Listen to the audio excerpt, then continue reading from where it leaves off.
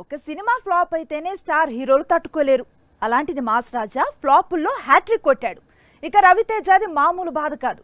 అందుకే కథ సెట్ కాలేదని ఒక క్రేజీ ప్రాజెక్టును పక్కన పెట్టాడట.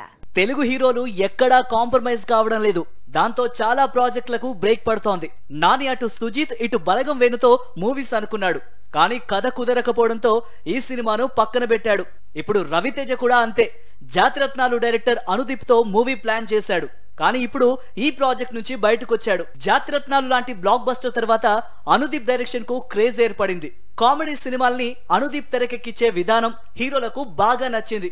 అందుకే ప్రిన్స్ కోసం శివకార్తికేయన్ డేట్స్ ఇచ్చాడు. ఇప్పుడు రవితేజ కూడా అలాంటి ట్రై చేశాడు. కానీ సెకండ్ హాఫ్ విషయంలో రవితేజ అంత కాన్ఫిడెంట్ గా లేడట. అందుకే ఈ ప్రాజెక్ట్ ని రవితేజ పక్కన పెట్టేశాడట. ఇప్పుడు అనుదీప్ సేమ్ స్టోరీని మరో హీరోతో ప్లాన్ చేస్తున్నాడట. రావణాసుర, టైగర్ నాగేశ్వరరావు, ఈగిల్ లాంటి సినిమాలతో తాను అనుకున్న విధంగా హిట్స్ అందుకోలేకపోయాడు రవితేజ. అందుకే కొత్త సినిమా కథల ఎంపికలో జాగ్రత్త పడుతున్నాడు. ముందు మిస్టర్ బచ్చన్ రిలీజ్ అవుతోంది. ఆ తర్వాత కొత్త దర్శకుడు తెరకెక్కించే సినిమా లైన్ లో ఉంది.